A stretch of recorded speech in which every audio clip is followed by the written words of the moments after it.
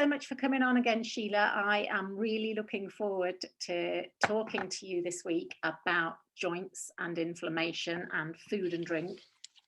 Thank you for having me. Lovely to be with you again. Yeah, it is. I'm really enjoying these sessions.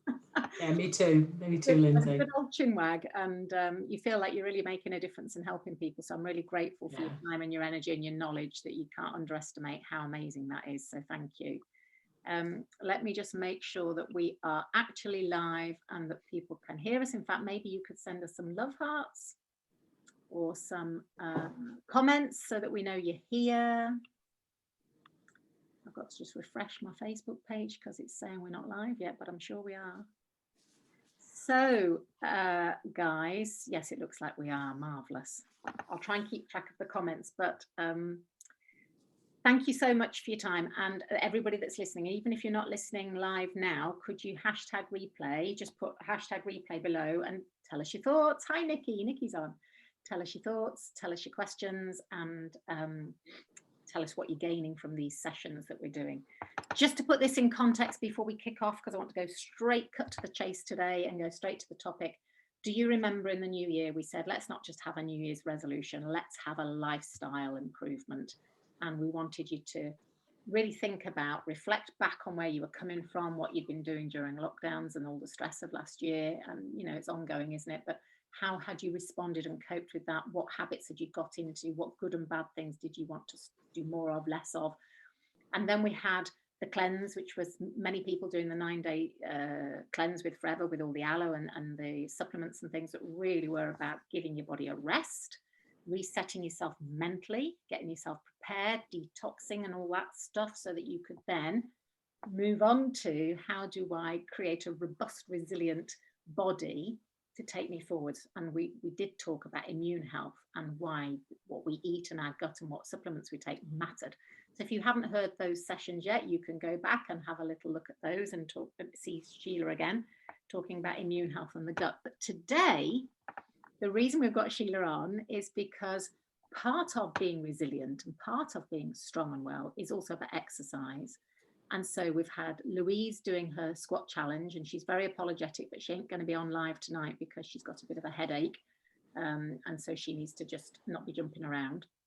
So she's going to post later her instructions of what we're to do, and then show you a bit more tomorrow. So apologies, but Louise won't be on live tonight. But we want you to look at being strong, being healthy, being well, getting out, exercising. And you can't do that very easily if your joints are sore. So we did a little poll, and some of you said you've got sore joints. Sorry, there's somebody at the door. Some of you had said you got sore joints, and whether it was hips, knees, fingers, you know, the small peripheral joints, or whether it was the main ones like knees and things and hips and backs. And the cause of that can be multifaceted. But one of the things that we wanted to ask the question of and just learn more about, which was, how does food and drink affect your joints? Does it affect your joints? And have you noticed any correlation between what you've eaten or drunk and then how you feel? Because if we have a goal, which is to, first of all, cleanse our bodies and give ourselves a good platform, and then to nourish our bodies and to get exercising and feel well and feel vibrant and have good, healthy immune systems and all of those things, we need to be able to move. And it's depressing when you can't.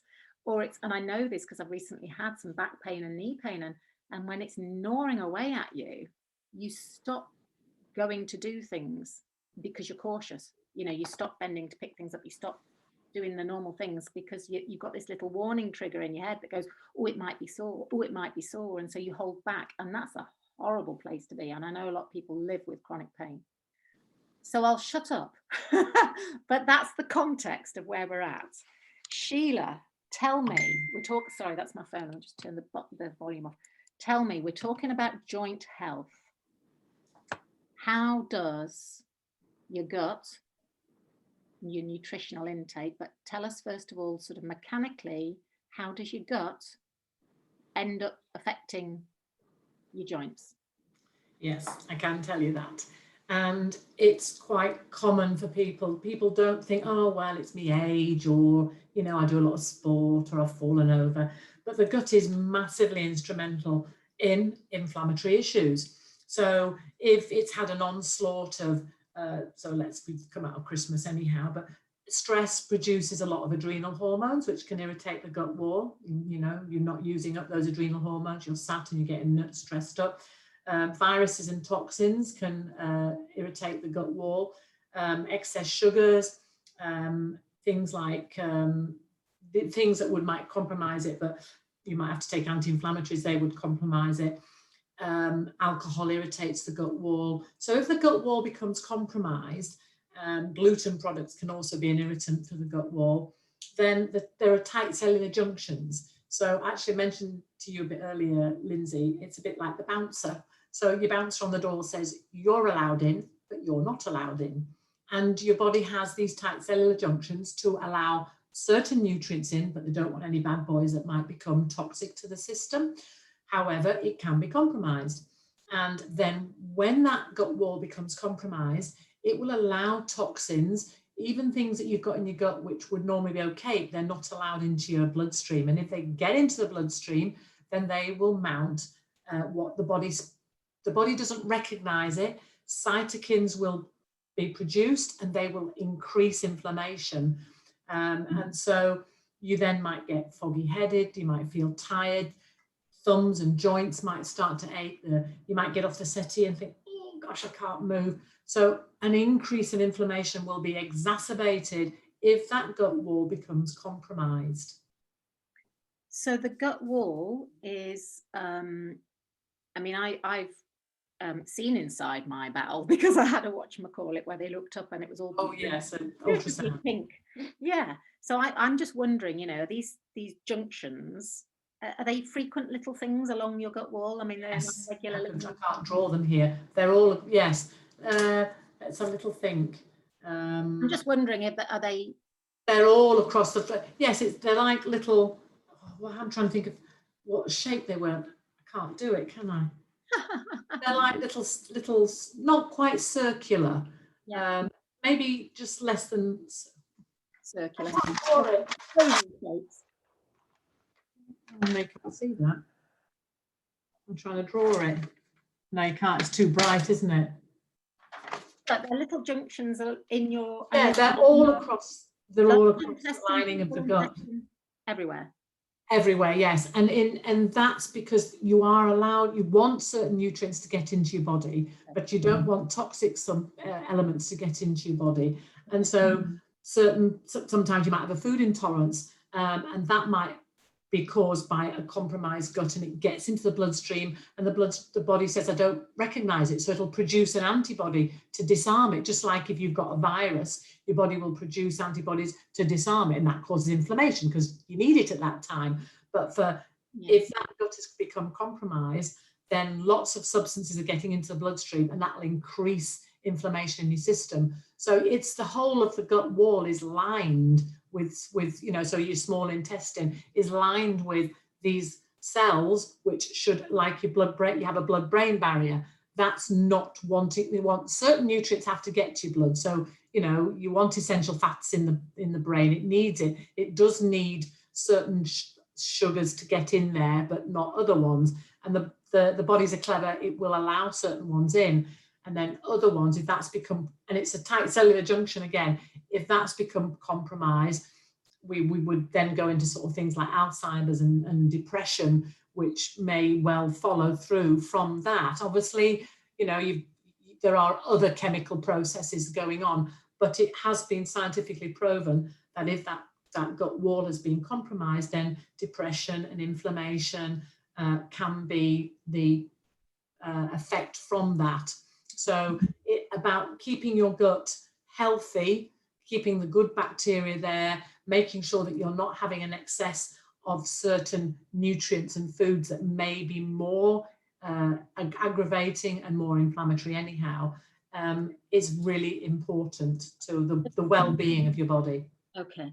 And we talked last time about probiotics and prebiotics, and we were saying the importance of having all this prebiotic food so that the good bacteria that can feed off it, and thinking of nourishing our actual gut, not just thinking of nourishing our body. So what we eat is actually to set our gut up for being nourished and being healthy, and that in turn feeds the body. So that was an interesting concept last time.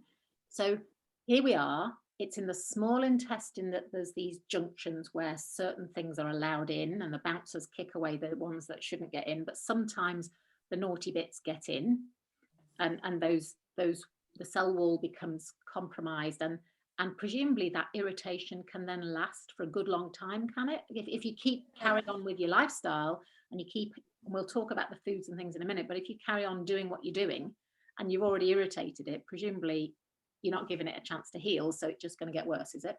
Yeah, I mean, your body your gut lining is healing out all the time. Every 3-4 days, it's always healing. But if you are constantly taking in things that are going to irritate it and damage that wall, so there is a mucus lining called secretory IgA as well. So that can be compromised. If that's compromised, and keeping a good bacteria will ensure that barrier is kept intact. But it is important to maintain a good mucus lining of the gut.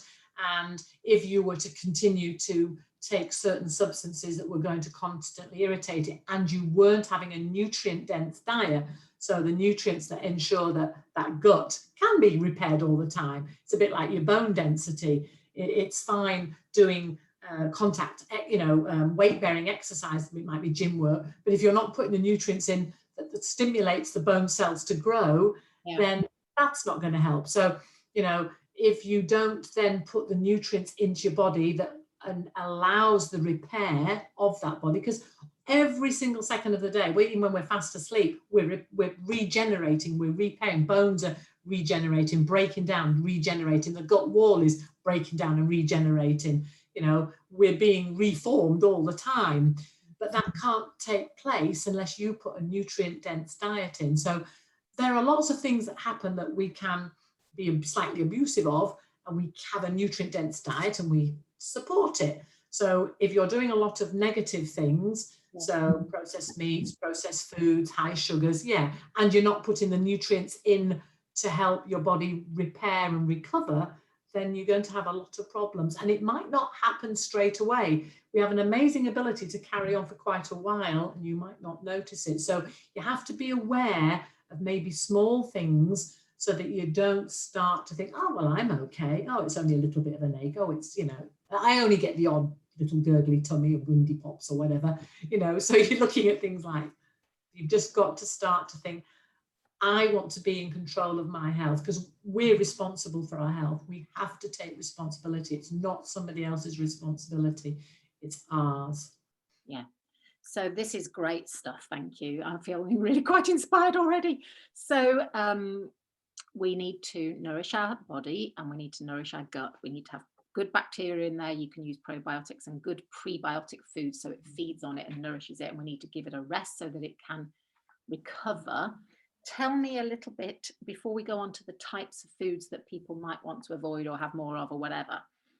And I do want to explore that a little bit more. But tell me, first of all, what might be the signs? I mean, we're talking about achy joints, aren't we? And inflammation in joints at the moment. But what might be signs, other signs and symptoms that would tell somebody that they're, what junction did you call it? Tight cellular junctions. Tight cellular junctions are maybe being onslaughted or leaking, or they're compromised in some way. What kind of things might people notice? Okay, so you might start to feel that your concentration's poor. You might feel a bit foggy brained. You may think when you wake up in the morning, you feel hungover and you haven't had a bottle of wine or two or whatever. That's like exaggeration, isn't it? You might start to think, my joints, they're feeling, they're starting to feel achy, sore.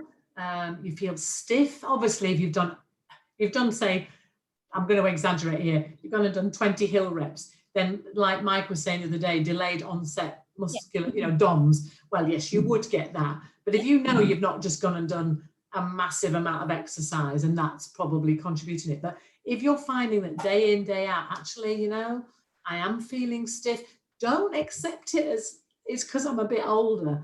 Don't accept that. That's not the case. Well, it might be linked to being older, but that might just be because the behavior that's making it worse has gone on for longer. Absolutely, Lindsay. And we're more vulnerable as we get older because we don't quite regenerate as fast. Yes, it might just be that the habits you've got into, you thought you were getting away with it, but you've just strung them out for longer. Yes. Because when you're a little kid, you're moving about a lot and everything's fresh and new. So yes, you're 100% correct there. So things like that, bloated stomach, gurgly stomach, excess wind. So there's obviously fermentation going on. If there's fermentation, that's going to cause inflammatory markers in there. If it goes on, obviously, if you've just had a huge plate full of onions, cabbage and Brussels sprouts, possibly you might be a little bit windy. But, you know, if this is happening a lot. So, you know, foggy headed, lack of concentration, tiredness, achy joints, bloated stomach, and those would be some of the issues. And then, you know, if you're getting rashes and redness, I mean, that's a little bit more severe, but again, it's inflammatory markers. But the less insidious ones might be, yeah, I'm not waking up very good on the morning. Oh, I'm feeling quite tired. Oh, you get a bit of bloated stomach occasionally, and your joints are a little bit, you know, they're not too bad. Oh, once I get moving a bit, they're not so bad. These are the sort of signs that you'd be looking for. Okay, so that's great. So that tells us that our junctions might be a bit leaky, that we're irritating them in some way, or that we're overloading them with certain things. So tell us. Tongue. If you look at your tongue in the morning, if you look at your tongue in the morning, if it's quite coated towards the back, shouldn't be. And if you can scrape it, don't just think, oh, well, that's fine, I'll just scrape it. Then there's fermentation going on inside. That's another way. Have a look at your tongue. What does it look like? Is it clear? Is it nice and pink? Or can you scrape it? That would give you a sign of things aren't quite what they should be internally as well. That if you've got teeth marks down the sides of your tongue, ridges, is that to do with spleen? Oh gosh, can't remember off the top of my head. Another sign, that because I had that the other day and I was thinking, oh, I haven't seen that for a while, but I couldn't put it down to what it was, but I had those like tooth marks down my tongue. I know what you're saying. Tongue's is a good indicator as well. Interesting. Maybe we'll have somebody on to tell us about that, a Chinese medicine. A good one, yeah. I'll have a look. Tell us what are the things that cause the inflammation, the junctions of the cells to be irritated? What are the bad guys that get through? So tell us the kinds of foods or lifestyle issues that people need to look out for, please. Okay, excess stress. We all actually need a bit of stress to function, you know, to get you moving in the morning, to get you to be able to run across the road. Excess stress will produce too much cortisol, and cortisol long term, it's in short term, it's an anti-inflammatory, but if it carries on, it becomes an inflammatory marker. So trying to control the stress in your life, easy said than done, but there are things you can do, whether it's yoga, whether it's relaxation, whether it's mindfulness, or just saying, no, I can only do so much today. Giving yourself rest, allowing yourself to actually have a bit of rest, but also exercising, because exercising produces happy hormones. So getting the balance right is important.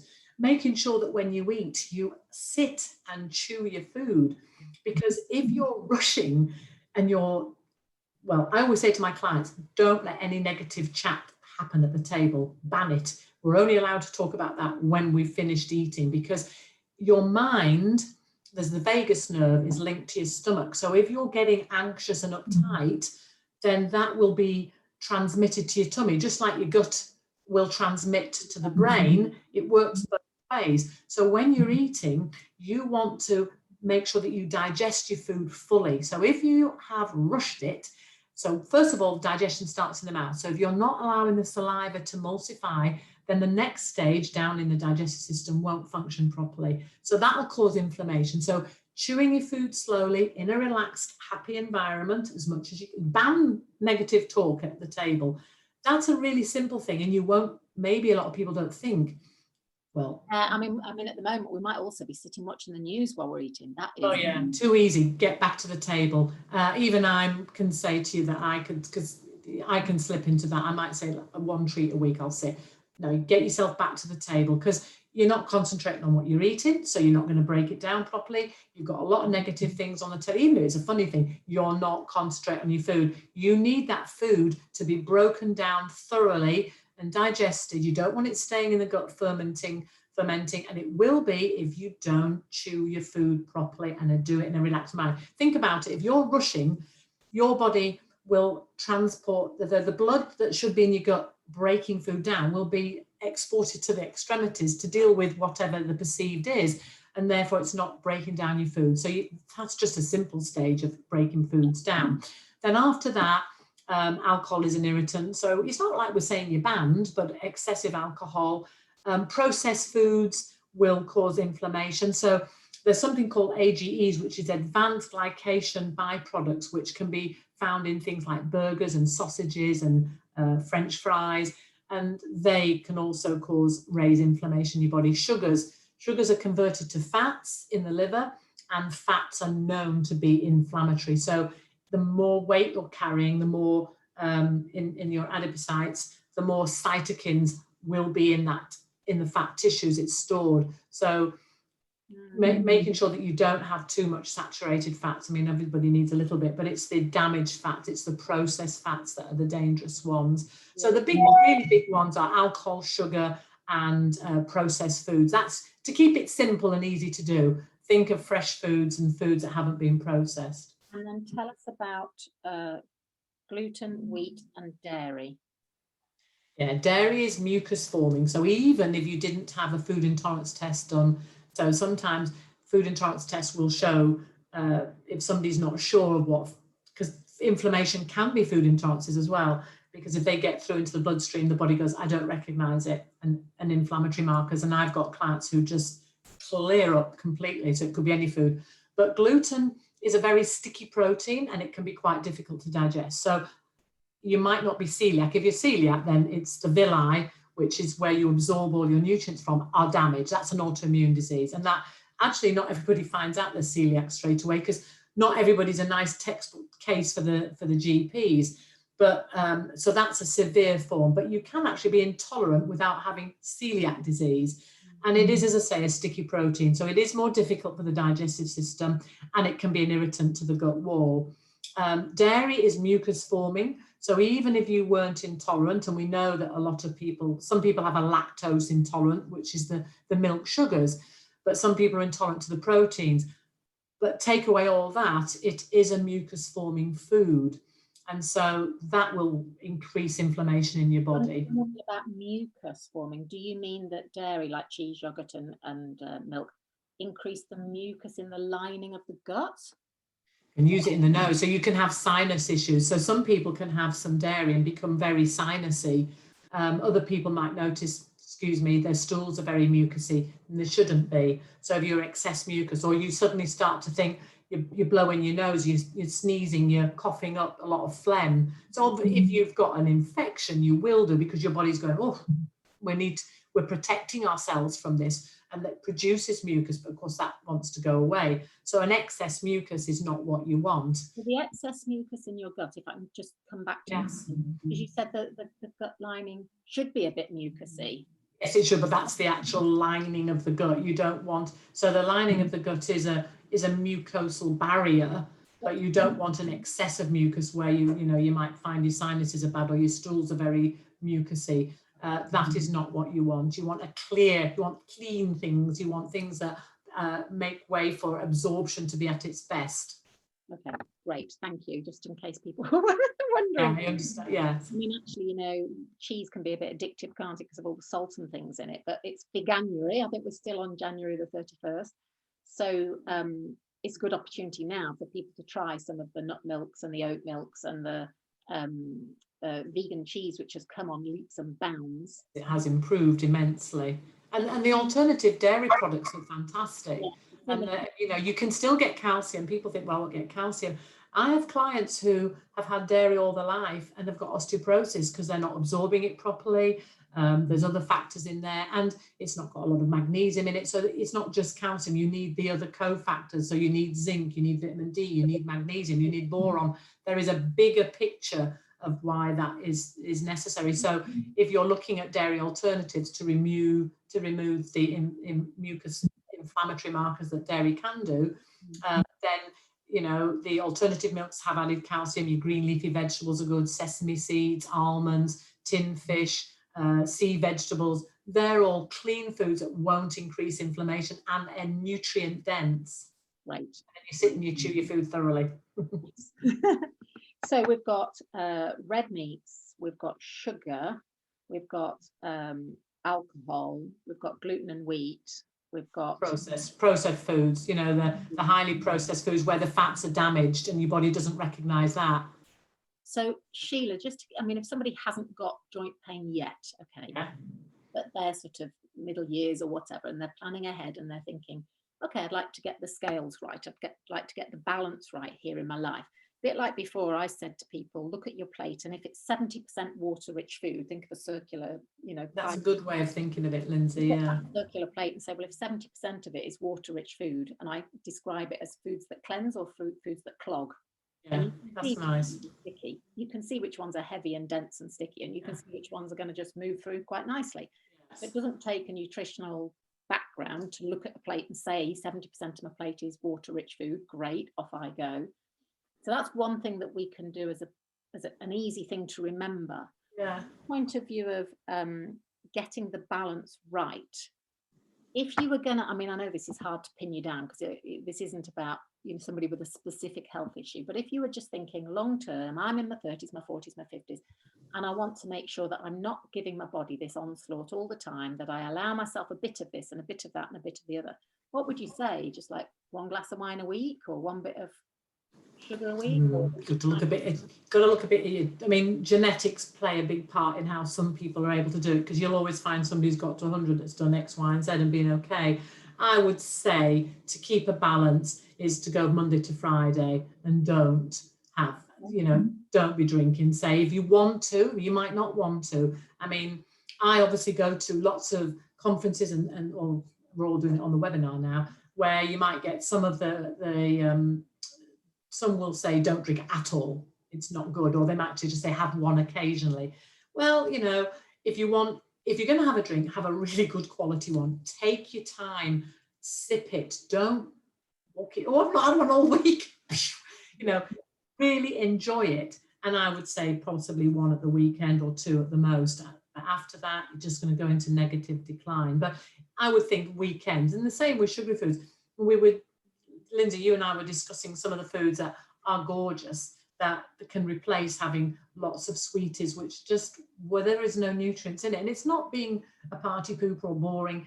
It's saying, I don't want wrinkled skin. I don't want osteoporosis. I don't want damaged joint pains. I don't want to be stumbling over when I'm old. It's so easy when we're younger not to think, I don't want to feel that I'm walking like an old person, because as soon as you do that, you look like an old person. So I want to have a robust immune system. The more inflammatory and mucuses, the more that environment in there, and yours was a good description, Lindsay, is going to be conducive to bacteria in the gut.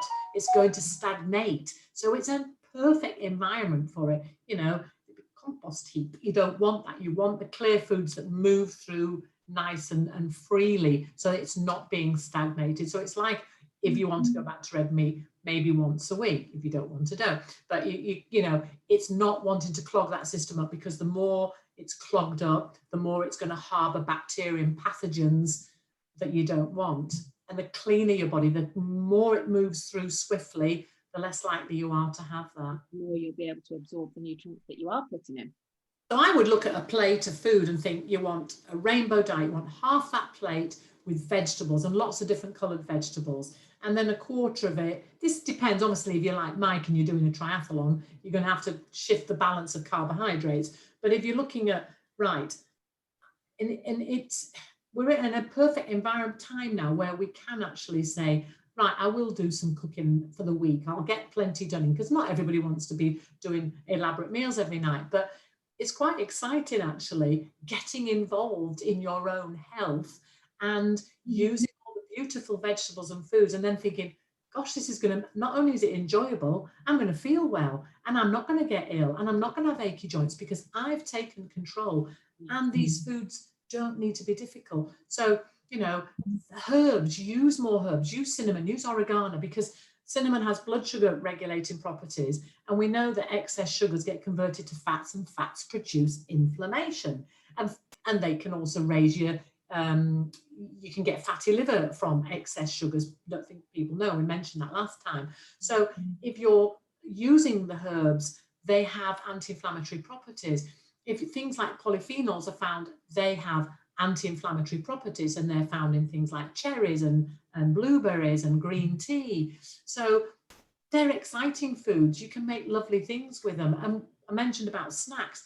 If you are somebody who's got very used to sweets, there is a lovely recipe which uses medjool dates, or you can use all normal dates, and almonds and almond nut butter. So you've got some calcium, you've got some protein in there, and then some cacao powder, and you've got the sweetness of the dates. And you can make little, we'll do the recipes for that, little nice balls which taste yummy and they're full of goodness.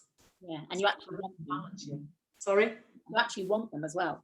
Oh yes, definitely. Yeah, so have to be careful there. So I mean, in a way, that's shifting the psychology, isn't it, to thinking of all this food that you've invested time and effort, and you've learned about the flavors, and you've learned what you like that goes together, and it looks pretty on the plate, and it's colorful, and it's fresh, and it's gorgeous, and you might even have grown some of it, and it's shifting your psychology to that being exciting. Yes. Actually, if look at your plate and think, oh, sitting in front of a film with a great big bar of milk chocolate isn't exciting. You're very passive with that, aren't you? You're a passenger. Yes. You know, rather than, like you said, get involved with your food. So I think that's, I always say to people with Pilates, this is your pension plan. You know, I mean, so Pilates and movement, yoga, Pilates, all those kind of things. That is your physical pension plan for like that, Lindsay. That's a really good way of putting it. Yeah. You invest hundreds of pounds into your physical monetary pension, but your body is your physical pension.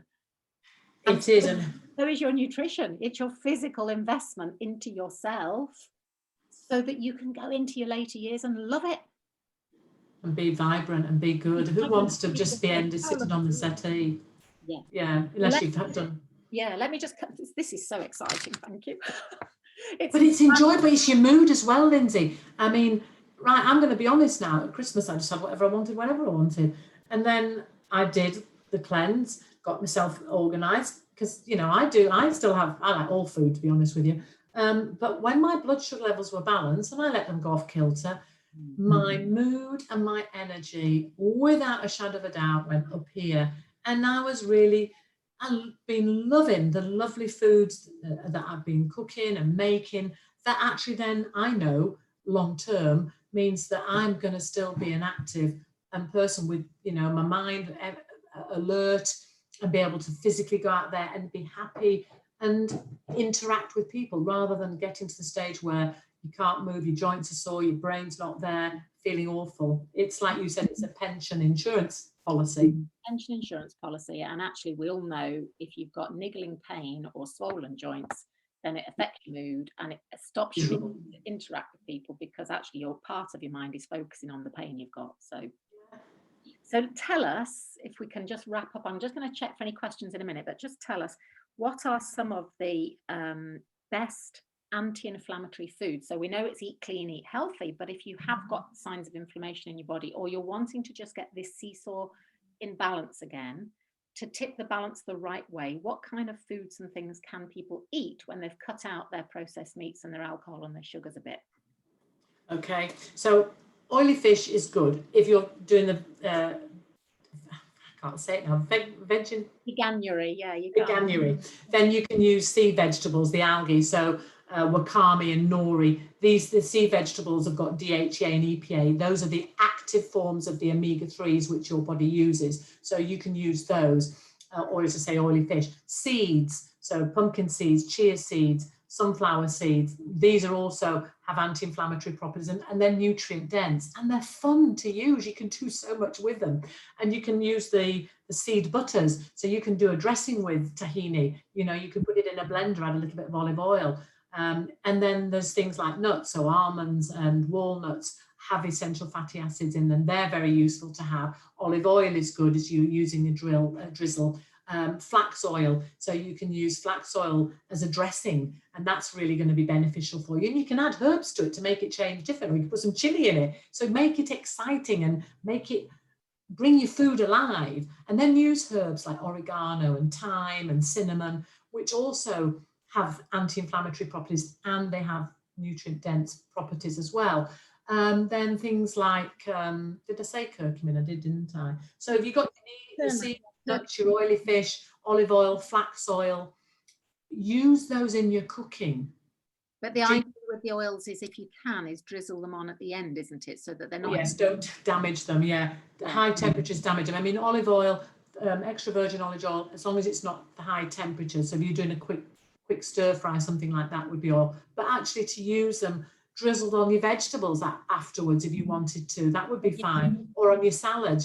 Yeah, I mean, we should try and have a salad each day, and then do your vegetables, steam your vegetables, or you can, you can roast them, or you can do a light stir fry if you wanted to. I mean, if you start your day for breakfast, let's say you had porridge, you've got your soluble fibres, and then you add a mixed seeds to it. So you've got some protein that balances your blood sugar levels, and you've got some anti-inflammatories in there as well. You could put maybe a bit of banana, so you're feeding the good bacteria.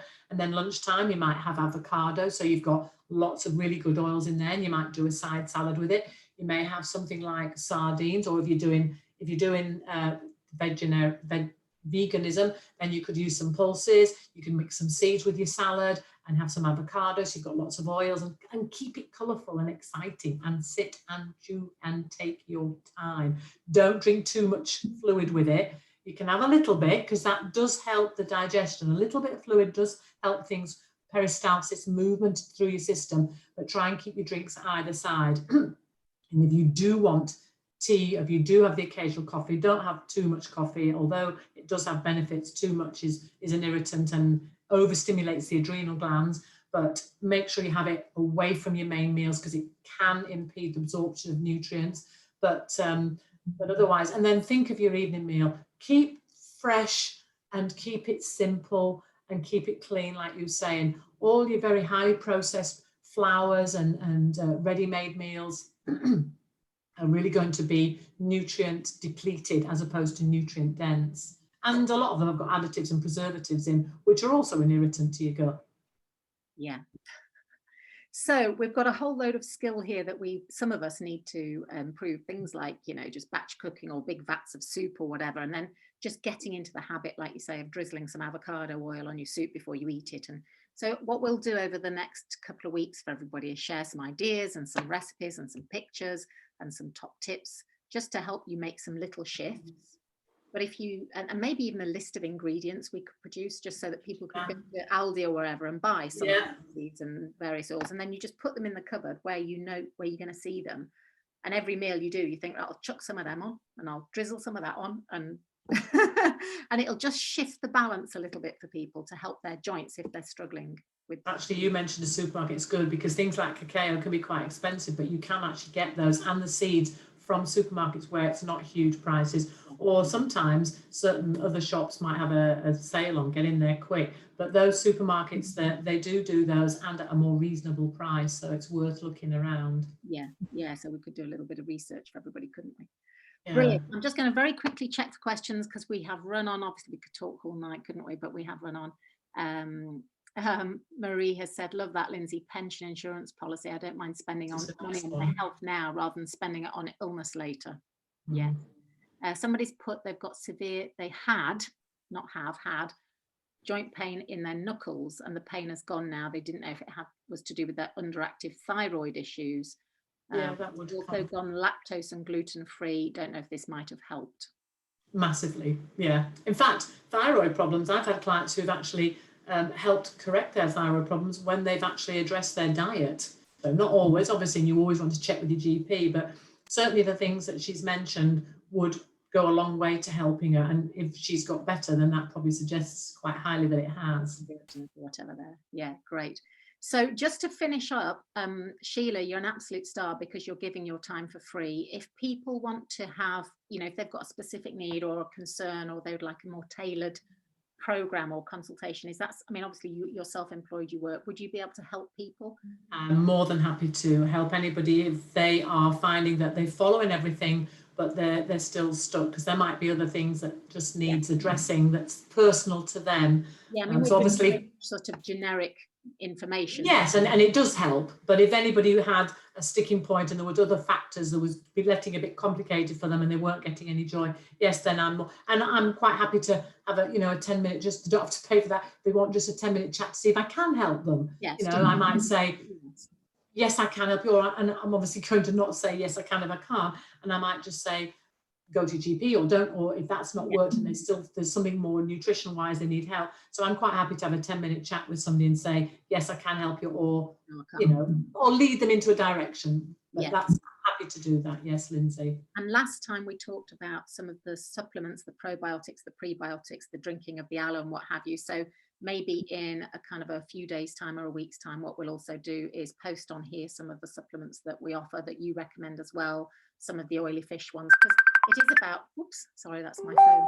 It is about getting the balance right, and sometimes we do need to supplement just to tip things in. You do, because not everything that we eat has come from very nutrient rich soils. If you've had long-term issues where your gut's not been absorbing properly, might not happen straight away. And there's genetic things that some people do, like oily fish or seeds. So if you're a vegan and something in your genetic pathway means you are missing things to convert that, and there are some people who don't convert very well, they might need a bit more nutrients.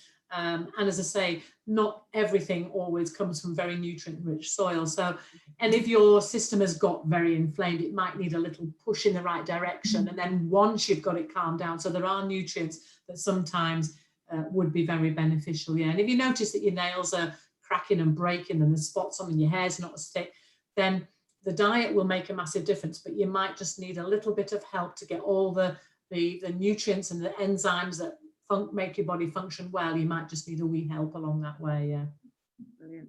Do you know what? You're so generous with your time. Really appreciate it. Yeah. I love working with you, Lindsay. Well, you are a pleasure to work with. I really enjoy it. Well, I hope the group are getting lots from it, and I hope that if you're listening on replay, we've had a few people saying thank you, that they really appreciated it. It's so interesting. So thank you, Jilly, for coming on, and Marie and Mike and Babs and various others who've been on. I really want to know, #replay, what have you thought of this?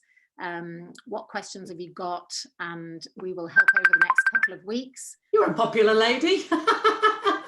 Sorry, we'll help over the next couple of weeks with some great recipes and supplement ideas for you all.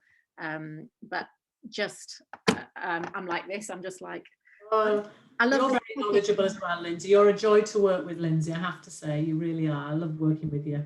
Bless you. Well, let's hope there's much more of it to come. Yeah. Okay. Thank you so much, everybody. Let us know what you think, and we will speak to you all very soon. A nice Sunday evening, everybody. It's a lovely Sunday evening. Bye for now. Just make sure I turned us off properly. Bye.